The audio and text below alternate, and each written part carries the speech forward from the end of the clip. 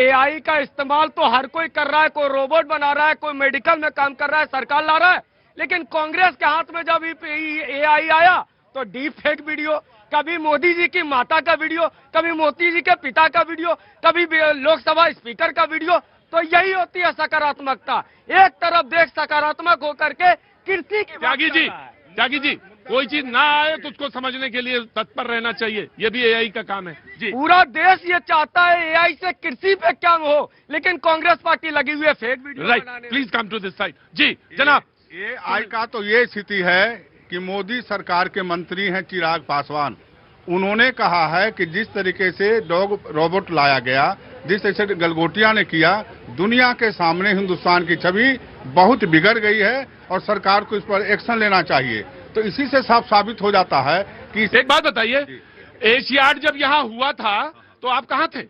मैं जहाँ का हूँ वहाँ था। फुट ब्रिज जो था ऊपर से नीचे गिर गया था। नहीं क्या गिर गया था? कॉमनवेल्थ में फुट ब्रिज नीचे गिर गया था।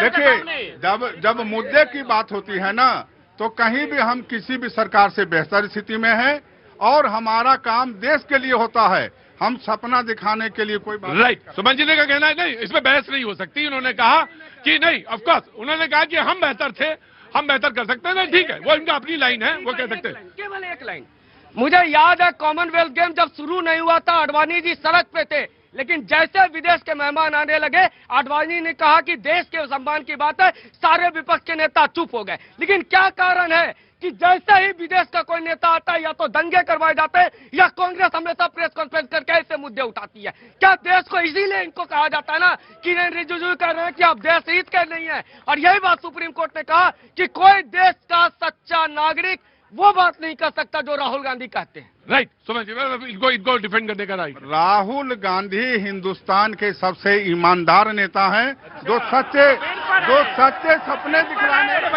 ये कोई बात नहीं। हाँ जी। एक्चुअली सर मेरा कहना ये है कि इंडिया में आप एम्स में जाइए, लाइफ। मैं आता हूँ आपके पास आता हूँ जी। हाँ जी। राहुल गांधी किसी को छलने का काम नहीं करते हैं, वो देश बदलने का काम नहीं करते हैं, कोर्ट बदलने का काम नहीं करते हैं। उनकी पॉलिसियां देश के लिए है और देश के हिसाब से चलते हैं वो। जी भैया जी बेल पर है जी। इसलिए राहुल गांधी बेल पे है। नहीं, एआई पे बात हो रही है। हाँ, एआई पे बात हो रही है। हाँ जी भैया जी, मैं अपने मित्र से पूछना चाहता हूँ, इसी कॉमनवेल्थ गेम में अभी जैसा इन्होंने राहुल गांधी जी का नाम लिया, पूरी जनता ने एक हुटिंग किया, लेकिन मैं उस पर नहीं जाता हूँ। राहुल जी हुटिंग वाली राजनीति नहीं करते। इनसे पूछिए कि कॉमनवेल्थ गेम में पूरी जनता बैठी है, जनता खड़ी है, जो टॉयलेट पेपर कितने का आता होगा? वो टॉयलेट पेपर का घोटाला भी इन्हीं की सरकार ने कॉमनवेल्थ गेम में किया। पहली बात, हमारे मित्र कह रहे थे कि उत्तर प्रदेश में स्कूल बंद होने की बात करते, मैं इनको बताना चाहता हूं, उत्तर प्रदेश नहीं मध्य प्रदेश में भी 9000 स्कूल खोले गए हैं, और जो स्कूल बंद हुआ है संयुक्त रूप से जहां पे विद्यार्थी नहीं जा रहे थे। तीसरी बात, सपा के मित्र ने गौमूत्र की बात की, इनकी जानकारी के लिए मैं बता देना चाहता हूं कि अमेरिका ने भी गौमूत्र को पेटेंट किया है, यह आपकी जानकारी के लिए। दूसरी बात, आज बार बार राहुल गांधी जी के, मैं इनके जानकारी के लिए बता दूं, इसी हेरल्ड केस में पूरी परिवार, जो इस देश का प्रथम परिवार कहा जाता है, नेहरू गांधी जी का परिवार, सारा परिवार बेल पर है। और एक बात, इनकी कर्नाटका में सरकार है, इनसे पूछिए, परसों कर्नाटका के अंदर में 50 बीघा जमीन इन्होंने राहुल गांधी परिवार को देने का काम किया है। जवाब दीजिए। अब देंगे। भाई साहब मैं बतला दूं, सुमन जी आराम से। हाँ। राहुल गांधी और हेराल्ड जो केस कह रहे हैं ना, मोदी सरकार इतने मामलों में फंस चुकी है और वो जानती है कि जब तक गांधी परिवार रहेगा, कांग्रेस पार्टी रहेगी, वो अपना जो चाहते हैं वो नहीं कर सकते हैं। परेशान करने की नीयत से मणिशंकर अय्यर कह रहे हैं कि, देखिए मणिशंकर अय्यर का एक उम्र हो चुका है।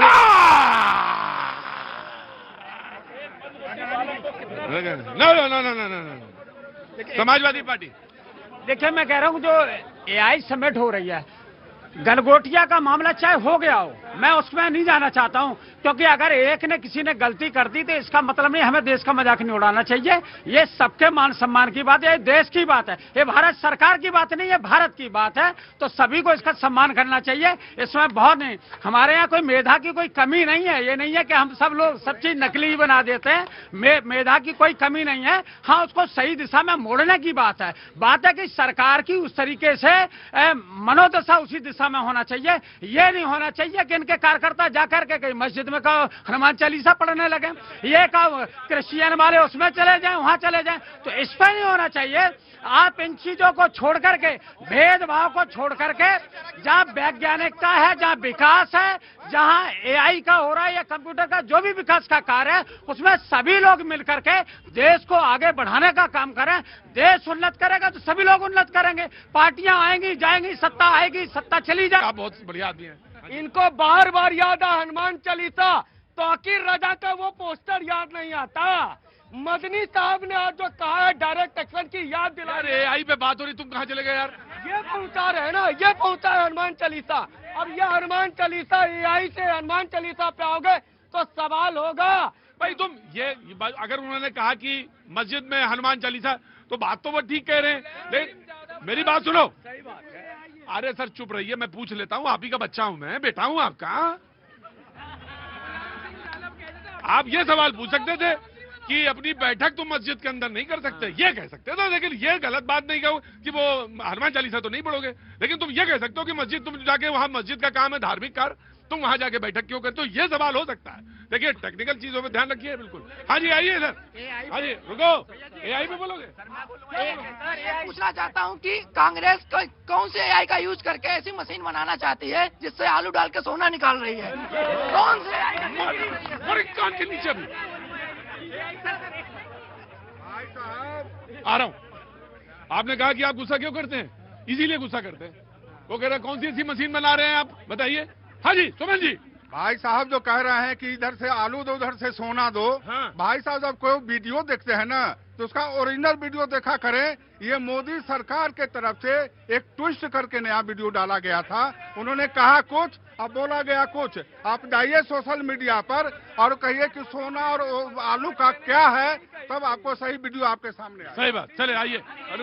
देखिए, जब हम लोग एआई पे बात हो रही है और लगातार राहुल गांधी के ऊपर हमले किए जा रहे हैं, हमें लग रहा है कि संसद के बजट सत्र में राहुल गांधी जी ने एआई को लेकर जो चीज कही उसको ऊपर पूरा सत्ता पक्ष को भी ध्यान देना चाहिए।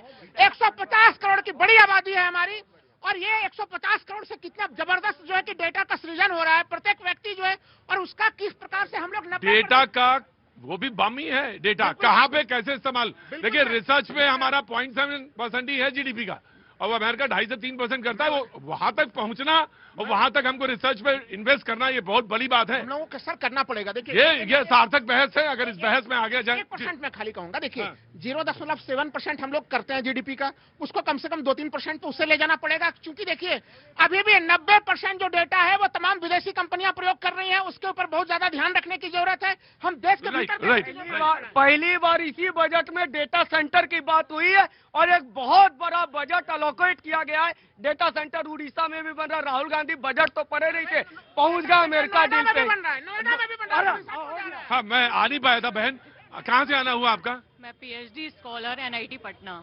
एनआईटी पटना से है, पीएचडी स्कॉलर है। क्या नाम है आपका? मेरा नाम मेधावी वाशने है। मेधावी है जी, पूछिए सवाल। सर मेरा कहना यह है, अभी भी लाइफ सेविंग डिसीजेज जो हमारी हैं, कैंसर है और न्यूरो एंडोक्राइन ट्यूमर्स हैं, उनके लिए हमको दूसरी कंट्रीज पर डिपेंडेंट होना पड़ रहा है वैक्सीन्स के लिए। और अगर आप प्राइवेट इंस्टीट्यूट या हॉस्पिटल्स की बात करें तो वहां पर करोड़ में इसका इन्वेस्टमेंट जाता है। तो हमारी कंट्री को इनिशिएटिव लेना चाहिए कि ये जो लाइफ सेविंग डिसीजेज हैं, लाइफ थ्रेटनिंग है, उनकी वैक्सीन हमारी कंट्री में अगर रिसर्च एंड डेवलपमेंट पे ज्यादा इन्वेस्टमेंट किया जाए, देन हम अपने नहीं रुको मेधावी, कैंसर पे अभी वैक्सीन का उतना काम नहीं हो पाया है।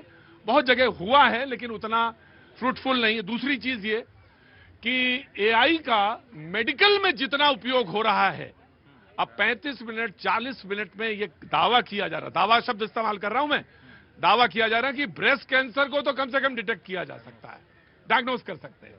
तो ये मेडिकल साइंसेज में मैं बिल्कुल ये कह रहा हूं कि ऐसा जरूरी नहीं है कि हम बहुत पढ़े लिखे आदमी हैं तो मुझको सारी चीजें पता होंगी, नहीं होगा। और ये तमाम तरह की चीजों को जब हम बार बार डिस्कस करते हैं तो ये चीजें सामने क्लियर होती है। मेडिकल साइंसेज में ये बहुत सारा काम हो रहा है, यकीन मानिए मेरा, मैं सच कह रहा हूं, और मुझे बहुत उत्सुकता भी है जानने के लिए कि मेडिकल साइंसेज में क्या क्या होगा। जी नमस्ते, क्या करती हैं आप? हाउसवाइफ। तो एक काम करिए, अपनी हंसी को पेटेंट कराइए। आपकी पत्नी है? दोनों लोग बहुत अच्छा हंसते हैं। बहुत अच्छा, बहुत अच्छा। जी आप कुछ कहना चाह रहे थे?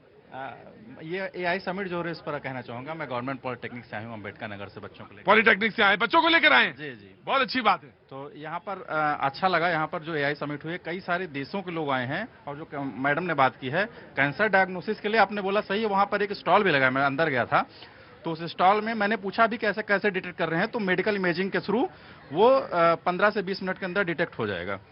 ये बात आपकी सही है। और अरे सर, अभी मैं पढ़ रहा था, नहीं इसमें बहस आप बिल्कुल करिए, लेकिन जो हो गया उसको जानना भी न जानना कमी है। मेधावी जानिएगा, खांसी से यह भी पता किया जा, आपकी खांसी आप कैसे खांसे और उससे यह यहां तक पहुंचाया जा सकता है कि लंग्स में कहां पर कितनी क्षमता और क्या रोग हो सकता है। तो ये आने वाले समय में तो हमें नहीं मालूम था कि हम ऐसे जाएंगे और दरवाजा अपने आप खुल जाएगा। तो बहुत सारी चीजें। जी, कृषि के क्षेत्र में भी एआई का यूज मैंने वहां पर देखा कि सॉइल का जो सॉइल है, सॉइल सैंपल लेकर के, और सैंपल लेने के भी तरीके बहुत सारे लंबा बताया उन्होंने। वो सैंपल लेकर के उसको डिटेक्ट करके कौन से न्यूट्रिशंस की कमी है। हालांकि ये डायरेक्ट डायरेक्ट कंज्यूमर नहीं या हमारे जो फार्मर हैं वो नहीं कर पाएंगे, लेकिन हाँ एनजीओ के थ्रू उन्होंने ये करने का भी अपने इंडिया में ये और मैं चाहता हूं कि बहुत ये चीजें नीचे तक पहुंचे। जी अब आप कहिए, कुछ कहना चाह रही थी। सर मेरा यही है कि वैक्सीन्स हमारी कंट्री में नहीं बन पा रही है। कैंसर आपको मालूम है एक चीज बताएं, सिर्फ वैक्सीन के बारे में बोल रहा हूं, पूरी हिंदुस्तान की, पूरी दुनिया की सबसे ज्यादा वैक्सीन अगर कोई देता है कोई मुल्क, तो ये यही मुल्क देता है। और आपको शायद कोरोना के बारे में ध्यान नहीं होगा, हमने दिया, अफ्रीका को देने के लिए राजी नहीं था कोई, हमने दिया।